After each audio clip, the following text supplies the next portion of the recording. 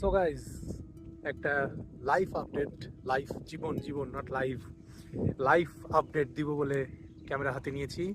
সেটা হচ্ছে যে আমার এই সাইকেলটা অবশেষে অনেক কিছু চেঞ্জ করছি, সেটার একটা ভিডিও করছি, আপলোড দিব হয়তো। সো এটার এই যে হুইল সেটটা চেঞ্জ করছি, তারপরে পিছনের সামনে হুইল সেট নতুন কিনছি বাইক ডিসকাউন্ট থেকে।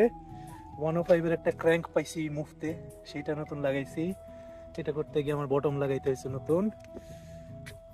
স্টেমটা আবার বদলায় জায়ান্ট স্টেমে ফেরত আসছি। এটা একটা আপরাইট স্টেম চালাইতাম এতদিন, এখন অবশ্য রিচ বেড়ে গেছে। সো দেখি এটা কি করা যায়। সামনের শিফটার বদলাইছি, যদি এখনো ফ্রন্ট শিফটার বদলাইতে পারি নাই, দুই পাশে দুই শিফটার দিয়ে চালাইতেছে এখন। এই পাশে সেন্সার, এই পাশে সীমানো। এবং সেন্সার শিফটার চেঞ্জ করতে গিয়ে যান বেড়ে গেছে, কারণ এইটার যে কেবল, গিয়ার কেবল চেঞ্জ করে এত pain of. Sustainability goes through the drain, repairability. আর যেটা মজার ব্যাপার সেটা হচ্ছে ক্যাসেটটাও চেঞ্জ করে 9 স্পিডার। সেই ক্যাসেটটা আমি দেশ থেকে নিয়ে আসছিলাম। সো এই চেইনটা কি জানি ডি দিয়ে কি জানি হয়, নতুন চেইন অনেক তখন কিনতেছিল, দারাজ থেকে আমি কিনছিলাম।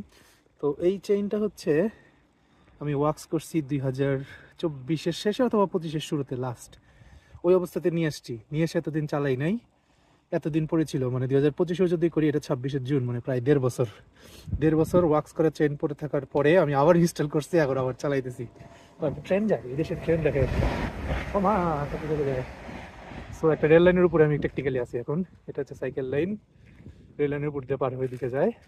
তো যেটা বলতেছিলাম যে এই চেইনটা মানে এটা কি একরকম রেকর্ড নাকি পৃথিবীতে?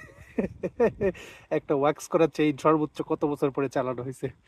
তো ওয়াক্স চালাতে পারবো না এই দেশে, মানে এখন এফোর্ড করতে পারবো না, কয়দিন পরে হয়তো এফোর্ড করতে পারবো। এখন ওয়াক্স না করে তেল মেরে দিব কয়দিন পরে। বাট এই জিনিসটা মজা লাগলো, তাই বললাম একটা লাইফ আপডেট দিই। যে সাইকেলটা অনেক কিছু চেঞ্জ করা হয়েছে, tyre, wheel set, cassette, chain, এবং তার মধ্যে চেইনটা হচ্ছে 1.5 বছর আগে ওয়াক্স করা চেইন।